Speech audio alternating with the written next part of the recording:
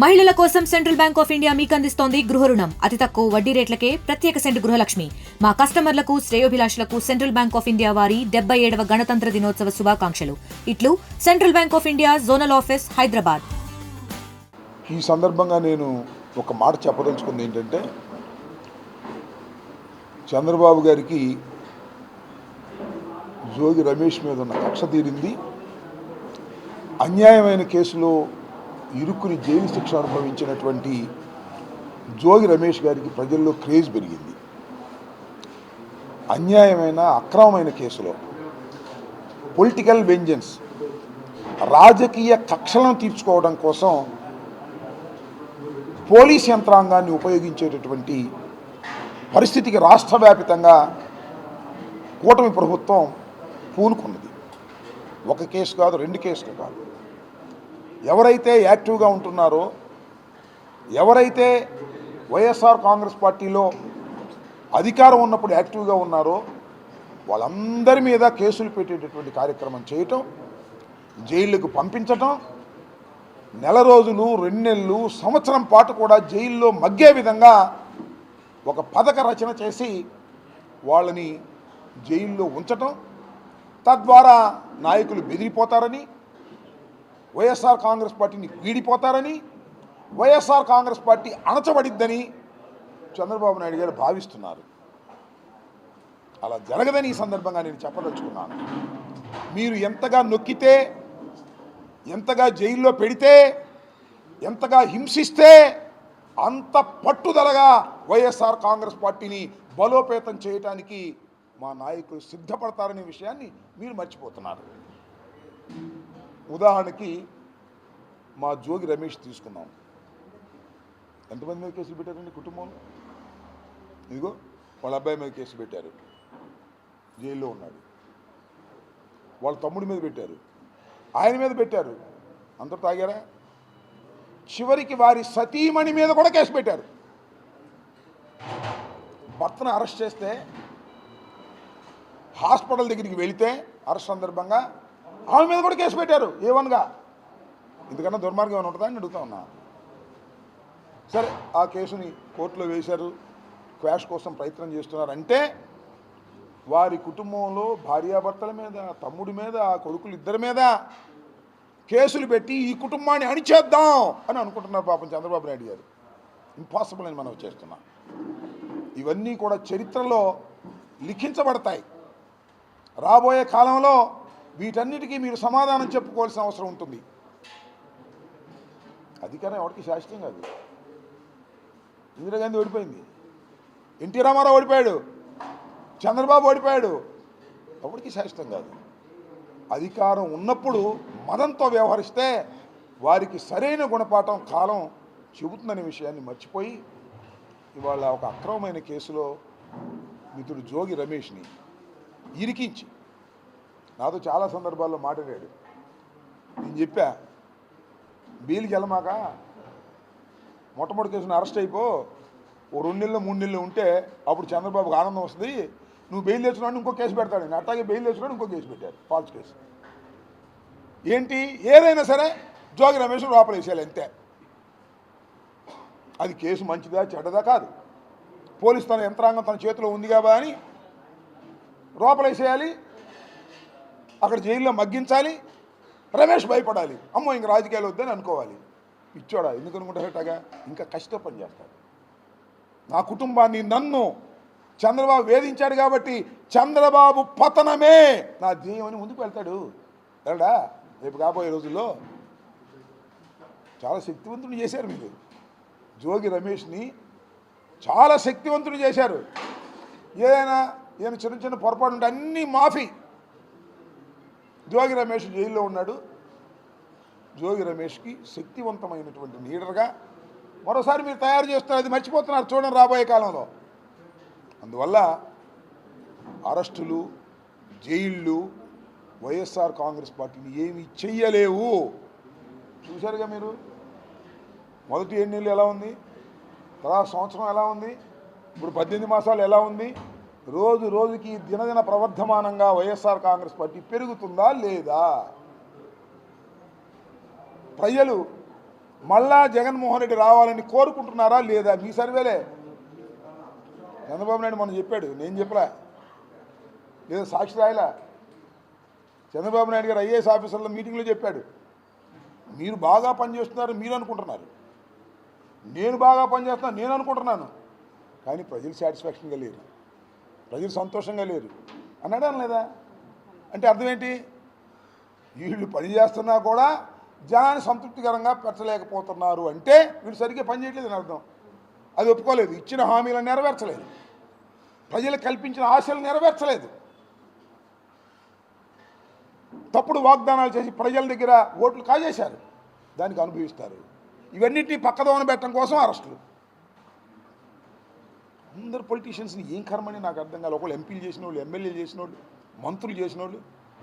మేము తప్పులు చేసామా? దోచుకున్నామా? కేసులు పెట్టి లోపల వేసేస్తే అణిగిపోతామా? పిచ్చి భ్రమలు పడుతున్నారా? లోకేష్ను చంద్రబాబు నాయుడు గారు, మీ పోకడే మీ పతనానికి నాందవుతుంది, మాకు విజయబావుట ఎగరేయటానికి మార్గమవుతుందని విషయాన్ని, సత్యాన్ని మీరు మర్చిపోతున్నారు, మర్చిపోయారు. సంవత్సరన్నర కాలంలోనే మీ పతనం కనిపిస్తూ ఉంది, అంత దూరంలో మా విజయం కూడా కనిపిస్తూ ఉందనే విషయాన్ని మీరు గుర్తుపెట్టుకోమని ఈ సందర్భంగా నేను చెప్పదలుచుకున్నాను. ఓకే. కూటమి ప్రభుత్వం ప్రజల వ్యతిరేక విధానాలను ప్రజల్లో బలంగా తెలుసుకున్న నాయకుల్ని అన్స్పేషన్ ఉద్దేశంతో కాకాని గోవర్ధన్ని అరెస్ట్ చేశారు. జోగి రమేష్ గారిని అరెస్ట్ చేశారు, జైల్లో పెట్టారు. తర్వాత వంశీ గారిని అరెస్ట్ చేశారు, జైల్లో పెట్టారు. రెడ్ బుక్లో అంబటి రాంబాబు గారు ఉన్నారా లేరా? ఇది అడగాల్సింది ఆ రెడ్ బుక్ రాసిన వాడిని, నన్ను కాదుగా. ఆ రెడ్ బుక్ రాసిన వాడిని అడగాలి, నన్ను అడిగితే లాభం. అంబటి రాంబాబు పేరు ఉందో లేదో ఉందంటున్నాడుగా. ఏమన్నాడు? ఇంకా పేర్లు ఉన్నాయి అంటున్నాడు ఆ రెడ్ బుక్ రాసిన పెద్ద మనిషి. నేను చెప్పాగా మొన్న నా పాటలో చెప్పా, రెడ్ బుక్ నా కుక్క కూడా లెక్క చేయదని చెప్పా. అర్థమైందా? రెడ్ బుక్లకు భయపడేవాళ్ళమా మేము? రాజశేఖర్ రెడ్డి వెంట నడిచిన వాళ్ళం, జగన్ కష్టకాలంలో ఉన్నప్పుడు ఆయన వెంట నడిచిన వాళ్ళం, దేన్నైనా ఎదిరించి నిలబడగలిగిన దమ్మున్న వాళ్ళం. మీ రెడ్ బుక్కులకి, ఈ పిచ్చి బుక్కులకి భయపడేటటువంటి పిరికి పందలం కాదని కూడా ఈ సందర్భంగా నేను చెప్పదలుచుకున్నా. లోకేష్ అతనికి ఏం తెలుసు? అర్ధంతరంగా వచ్చాడు, సీఎం కొడుకు కాబట్టి పెత్తనం చేస్తున్నాడు. రాజకీయ అనుభవం ఉందా? చచ్చిందా? అతనే తెలుగుదేశం పతనానికి నాంది కాబోతున్నాడు రాబోయే కాలంలో. అది రెడ్ బుక్కి మా కుక్కలు కూడా భయపడవు. మళ్ళా చెప్తున్నా, నా పేరు ఉందో లేదో చెప్పాల్సింది రెడ్ బుక్ రాసిన మొనగాడు చెప్పాలి. ఓకే. ఏంటిది? పెద్ద జోక్ ఏంటంటే, చంద్రబాబు నాయుడు గారు హిందూ మతాన్ని అడ్డం పెట్టుకుని ఇక్కడ పోలీసులు ఈ విధంగా అడ్డం పెట్టుకుని వైఎస్ఆర్ కాంగ్రెస్ పార్టీని తొక్కాలని ప్రయత్నం చేస్తున్నాడు. తిరుమల తిరుపతి దేవస్థానం ఒక పవిత్రమైనటువంటి దేవస్థానం, హిందువులకు ప్రపంచంలోనే అత్యంత గొప్ప దేవాలయం. ఆ దేవాలయాన్ని అడ్డం పెట్టుకుని వైఎస్ఆర్ కాంగ్రెస్ పార్టీని దెబ్బతీయాలని ప్రయత్నం చేయడం దుర్మార్గం కాదా? కల్తీ జరగని లడ్డూలో కల్తీ జరిగిందని చెప్పాడు. ఏం చెప్పాడు? పంది కొవ్వు అన్నాడు, జంతువుల కొవ్వు అన్నాడు. భగవంతుడు ఉన్నాడు, ఖచ్చితంగా చెప్తాడు, దీనికి సమాధానం చెప్తాడు. అనేక సందర్భాల్లో జగన్మోహన్ రెడ్డి గారు చెప్పారు, మేము చెప్పాం. తిరుమల తిరుపతి దేవస్థానంలో ప్రసాదం తయారు చేయడానికి, ప్రసాదం లడ్డూ తయారు చేయడానికి నెయ్యి టెండర్లు కంప్లీట్ అయిపోయిన తర్వాత సరఫరా చేసే నెయ్యి దశల వారీగా టెస్ట్ చేయబడుతుంది. కల్తీ కలిసినట్టుగా ఉంటే వాటిని రిజెక్ట్ చేయబడుతుంది. చంద్రబాబు టైంలో రిజెక్ట్ చేశారు, జగన్మోహన్ రెడ్డి గారి టైంలో రిజెక్ట్ చేశారు. కల్తీ లేదని నిర్ధారించిన తరువాతే వెళ్ళి లడ్డూ ప్రసాదం తయారీలోకి ఉపయోగపడుతుంది. లడ్డూ తయారు చేశారు, తినేశారు, ఆ తయారు చేసి తినేసిన లడ్డూలో పందికో ఉందంటాను. నీ దుంప దగ్గర నాకు అర్థం కాలేదు. ఎవరు నిరూపిస్తాడు ఇది? టెస్ట్ అన్నీ అయిపోయినాయి కదా, చెప్తా. టెస్ట్ అన్నీ అయిపోయిన తర్వాత, సర్టిఫికేట్ ఇచ్చిన తర్వాత రిజెక్ట్ చేసిన వాటిల్లో దానిలో ఏ కల్తీలు ఉన్నాయని అన్నారు. ఓ ల్యాబ్ కల్తీ ఉందని ఇచ్చి డిస్క్లైమర్ ఇచ్చారు కింద. ఏమని? ఇది కల్తీ కాకపోవచ్చు, అవ్వచ్చు. పశువులు మేత సరిగా తిననప్పుడు, వేరే మేత తిన్నప్పుడు కూడా ఇలాంటి ఫలితాలే వస్తాయని చెప్పారు వాళ్ళు. దాన్ని పట్టుకుని జగన్మోహన్ రెడ్డి గారిని, వైఎస్ఆర్ కాంగ్రెస్ పార్టీని దెబ్బతీయాలని అనుకోవడం అనేది నీచం కాదా? ఇక్కడ ఏ విధంగా పోలీసులను అడ్డం పెట్టుకొని వైఎస్ఆర్ కాంగ్రెస్ పార్టీని దెబ్బతీయాలనుకుంటున్నారో, అక్కడ దేవాలయాన్ని అడ్డం పెట్టుకొని వైఎస్ఆర్ కాంగ్రెస్ పార్టీని, జగన్మోహన్ రెడ్డి గారిని దెబ్బతీయాలనుకోవటం ధర్మమా? హిందూ సాంప్రదాయం అంగీకరిస్తుందా? ఆ భగవంతుడు వెంకటేశ్వర స్వామి అంగీకరిస్తాడా? అనుభవిస్తావు చంద్రబాబు అని మనవి చేస్తున్నా. అనుభవిస్తావు నువ్వు, ఖచ్చితంగా ఇలాంటి దుర్మార్గాలు చేసేందుకు అనుభవిస్తావు నువ్వు రాబోయే కాలంలో, చూడమని కూడా ఈ సందర్భంగా చెప్పదలుచుకున్నారు. లడ్డూలో కల్తీ జరిగిన మాట అవాస్తవం. ఎప్పటికైనా నిరూపణ అవుతుంది. పంది కొవ్వంట, పశువుల కొవ్వంట, ఏంది? తోసాడు, బురద జలేశాడు. పవర్ ఆయన దగ్గర ఉందని. అరే ఈవో చెప్పాడు స్వామి, ఆయన అపాయింట్ చేసిన ఈవో చెప్పాడు.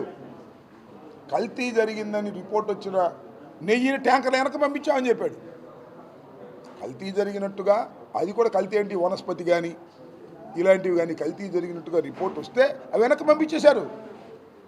ఇవాళ కాదు పంపించింది, చంద్రబాబు నాయుడు గారి టైంలో పంపించారు ట్యాంకర్లు, జగన్మోహన్ రెడ్డి గారి టైంలో పంపించారు ట్యాంకర్లు, రాజశేఖర రెడ్డి గారి టైంలో పంపించారు ట్యాంకర్లు.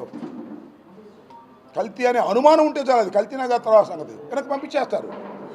కానీ ఇన్ని దుంపలేక చంద్రబాబు నాయుడు గారు ఆ కల్తీతో లడ్డు తయారైపోయింది, తినేశారని చెప్పి ప్రచారం చేస్తున్నాడే, ఎంత దుర్మార్గం అని అడుగుతా ఉన్నా. భగవంతుడు అనేవాడు తప్పనిసరిగా చంద్రబాబు లాంటి నీచమైన మనస్తత్వం కలిగిన వాడిని, వెంకటేశ్వర స్వామిని అడ్డం పెట్టుకుని రాజకీయంగా దెబ్బతీయాలని ప్రయత్నం చేసేవాడిని భగవంతుడు వెంకటేశ్వర స్వామి క్షమించడు. రాబోయే కాలంలో మీరే చూస్తారు. 1750 కోట్లతో ఎన్టీఆర్ విగ్రహాన్ని కట్టబోతూ ఉన్నారు అమరావతిలో. నారాయణ గారు ప్రకటించారు, ఎలా చూస్తారు? ఏమో జనసేన వాళ్ళు ఒప్పుకోవట్లేదు కదా, నాకేం తెలుసు. ఎన్టీ రామారావు విగ్రహం 1700 కోట్లతో కడతానంటే మా సంగతి దేవుడు జనసేన వాళ్ళు ఒప్పుకోవట్లా, సొంతంగా పెట్టుకోమని అంటున్నారు. ఎన్టీ రామారావు కొడుకులు బోళంగా ఉన్నారు, చంద్రబాబు ఉన్నాడు, వాళ్ళు డబ్బులు వేసి పెట్టుకోమంటున్నారు. ప్రభుత్వ సొమ్ముతో ఎందుకు అంటున్నారు? అన్నీ దుంపదేగా. మెడికల్ కాలేజీలు మెయింటైన్ చేయడానికి డబ్బులు ఏమన్నావే? ఫీజు రీఎంబర్స్మెంట్ ఇవ్వడానికి డబ్బులు ఏమన్నావే? ఆరోగ్యశ్రీ ఇవ్వడానికి డబ్బులు ఏమంటున్నావే? రోడ్లు వేయడానికి డబ్బులు లేవు, గుంటలు పుడుస్తానంటున్నావే. దీనికేమి డబ్బులు లేవు, కానీ ఎన్టీ రామారావు గారి దివ్యమంగళ విగ్రహాన్ని పెట్టడానికి నీకు డబ్బులు వచ్చినాయి గవర్నమెంట్కి. అది నీకు అర్హత ఎక్కడుంది? ఎన్టీ రామారావు గారి విగ్రహాన్ని పెట్టేటటువంటి అర్హత లేని మొదటి వ్యక్తి నారా చంద్రబాబు నాయుడు. ఆయన పెడితే ఎలా ఉండాలి తెలుసా? ఎన్టీ రామారావు విగ్రహం ఇలా ఉండి కొద్దిగా వంచి వెనక ఒక కత్తి కూడా పెట్టాలి, అప్పుడు బ్రహ్మాండంగా ఉంటుంది. చంద్రబాబు నాయుడు గారు పెట్టాలనుకుంటున్నటువంటి ఎన్టీ రామారావు గారి విగ్రహానికి ఎన్ని అడుగులు ఎన్ని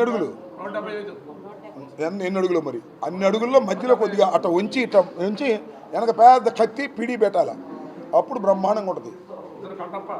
అన్ని దుర్మార్గమైనటువంటి చంద్రబాబు నాయుడికి అసలు అర్హత ఉందండి? వెన్నుపోటు పొడిచి చంద్రబాబు నాయుడు అధికారంలో ఎన్టీ రామారావు అధికారంలోకి దించేసి చెప్పులేసి, అలాంటి చంద్రబాబు నాయుడు గారికి అసలు ఎన్టీ రామారావు విగ్రహం పెట్టే అర్హత ఉందా? అది కూడా ప్రభుత్వ సొమ్ముతో పెడతాడంట. మరి మా సంగతి దేవుడు ఎరుగు. జనసేన వాళ్ళు ఒప్పుకోవట్లా.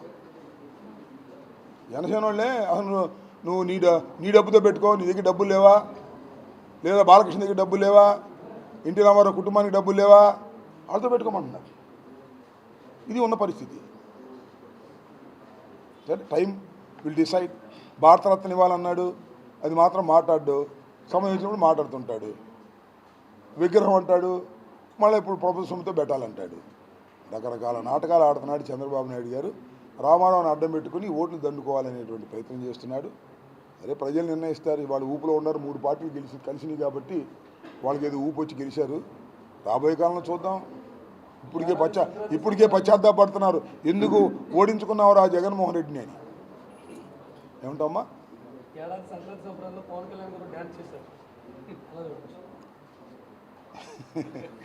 చేశాను, చూశారుగా ఇంక దాని గురించి. డ్యాన్స్ నేను ఈ సంవత్సరం వేయలే, అంతకుముందు కూడా వేసా, 4 సంవత్సరాల నుంచి డ్యాన్స్ వేస్తున్నా. అది డ్యాన్స్ కాదు, ఆనంద తాండవం. ఒక కార్యక్రమంలో ఆనంద తాండవం. నేను డ్యాన్సర్ని కాదు, సినిమా యాక్టర్ని కాదు, పొలిటికల్ డ్యాన్సర్ని అంతకంటే కాదు. ఒక చోటే ఉన్నాను నేను. పుట్టిన దగ్గర నుంచి చచ్చేంత వరకు రాజశేఖర రెడ్డి అటు ఇటు డ్యాన్స్ వేయలే. ఆ డ్యాన్సర్ని కూడా కాదు. నేను ఎందుకు డ్యాన్స్ వేయవలసి వచ్చింది అంటే, నేను గిరిజనులతో అలా ఊపా 2 సంవత్సరాలు. పాట కూడా ఏం పాడలా. ఊపితే బ్రో అనే సినిమాలు పెట్టేశాడు అన్నయ్య, మా పవన్ అన్నయ్య. వాడు శ్యాంబాబు అని ఒక క్యారెక్టర్ పెట్టాడు. వాడిని తిట్టాను, నన్ను పెట్టి 5 నిమిషాలు 3 నిమిషాలు. బాగా ఆనందపడ్డాడు. సంబరాల రాంబాబు అన్నాడు. నేను సంబరాల రాంబాబుని కాదు, నేను అట్లాంటి కాదు అన్నా. ఎస్, నేను సంబరాల రాంబాబుని సంక్రాంతికి అని చెప్పా. సంక్రాంతికి సంబరాలు చేస్తానని చెప్పా. మళ్ళీ పాట రాయించి భోగి దిగి డ్యాన్స్ వేసా. పోయినసారి కాక అంత ముందుసారి. ఇవాళ పొలిటికల్ పాట మిక్స్ చేసి రాయించి పొలిటికల్ సెటైరిక్ పాట డ్యాన్స్ వేసా. ఎంత అద్భుతంగా చూశారా జనం, ఎంత అద్భుతంగా చూశారు. రాంబాబు గారు పాట 100కి 100 పాళ్ళు కరెక్ట్. దానిలోనే ఉంది. రెడ్ బుక్ నా కుక్క కూడా లెక్క చేయదు, వైఎస్ఆర్ కాంగ్రెస్ పార్టీ వాళ్ళ కుక్క కూడా లెక్క చేయదని చెప్పి దాని చివరిలో మొట్టమొదటి నుంచి ఆ పాటకు అర్థంతో కూడినటువంటి విషయాలు రాయించా, దగ్గరుండి రాయించా. భోగి సందర్భంగా వేసా.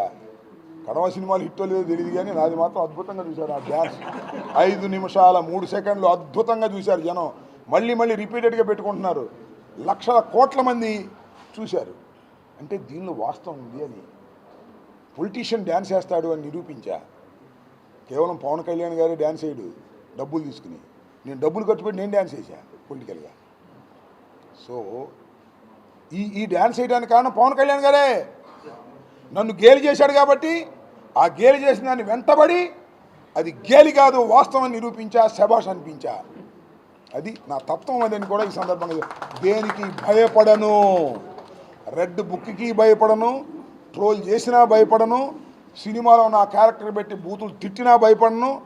దేనికి భయపడని వ్యక్తి రాజశేఖర రెడ్డి శిష్యుడు, జగన్మోహన్ రెడ్డి సహచరుడు అంబటి రాంబాబు అని గుర్తుపెట్టుకోండి. Local to global news at your finger tips. మీ చేతిలో ఒక ఆయుధం. Download Raa TV app. Media legend Ravi Prakash is back.